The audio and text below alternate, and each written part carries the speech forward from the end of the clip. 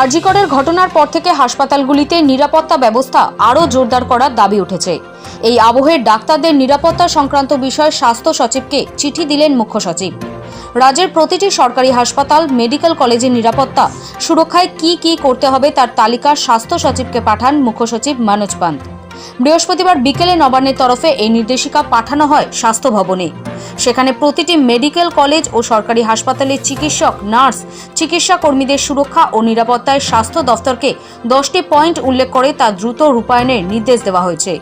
নির্দেশিকায় পরিষ্কারভাবে বলা হয়েছে, রাজ্যের সব মেডিকেল কলেজ, হাসপাতাল, স্বাস্থ্যকেন্দ্র, অন ডিউটি রুম, শৌচাগার, সিসি ক্যামেরা, পানীয় জলের পরিকাঠামোর নির্মাণ দ্রুত করতে হবে। রাতে হাসপাতালে নজরদারি চালাতে পুলিশের মোবাইল টিম, চিকিৎসক, স্বাস্থ্যকর্মীদের নিরাপত্তায় হেল্পলাইন নম্বর, দ্রুত প্রতিটি স্বাস্থ্য প্রতিষ্ঠানে প্যানিক অ্যালার্ম বোতাম কার্যকর। রাজ্যের সব মেডিকেল কলেজের নিরাপত্তা ব্যবস্থা খতিয়ে দেখবেন প্রাক্তন ডিজি সুরজিৎ কর্পূরকায়স্থ। স্বাস্থ্যক্ষেত্রে অভ্যন্তরীণ তদন্ত কমিটি সহ সবকটি কমিটিকে সক্রিয় করতে হবে।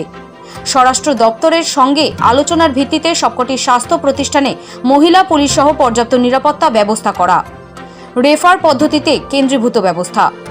চিকিৎসক, নার্স, জিডিএ, টেকনিশিয়ানের শূন্যপদ পূরণে দ্রুত পদক্ষেপ। রোগীর পরিবারের অভিযোগ ক্ষোভের নিষ্পত্তিতে কার্যকর গ্রিভান্স সেল। অর্থাৎ যে দাবিগুলো আন্দোলনরত জুনিয়র চিকিৎসকরা জানিয়েছিলেন তা দ্রুত পূরণের কথা বলা হয়েছে নবান্নের নির্দেশিকায়। আরজি করের ঘটনার পর থেকে রাজ্যের সরকারি হাসপাতাল, মেডিকেল কলেজগুলিতে নিরাপত্তা জোরদার সহ একাধিক দাবিতে অবস্থান কর্মসূচিতে সামিল হন জুনিয়র ডাক্তাররা। সরকার পক্ষের সঙ্গে 2 দফার বৈঠক করেছেন জুনিয়র ডাক্তাররা। গত সোমবার কালীঘাটে মুখ্যমন্ত্রী মমতা বন্দ্যোপাধ্যায়ের বাসভবনে বৈঠক হয়েছিল। এরপর গত বুধবার নবান্নে মুখ্য সচিবের সঙ্গে হয় বৈঠক। প্রথম বৈঠকের পাশাপাশি গত বুধবার নবান্নের বৈঠকেও জুনিয়র ডাক্তারেরা তুলে ধরেছিলেন তাদের কর্মস্থলে নিরাপত্তা সংক্রান্ত দাবি দেওয়া। জুনিয়র ডাক্তারদের দাবি, আলোচনায় মৌখিক আশ্বাস পেয়েছিলেন তারা, কিন্তু বৈঠকের বিবরণী তৈরির সময় সেগুলো জায়গা পায়নি।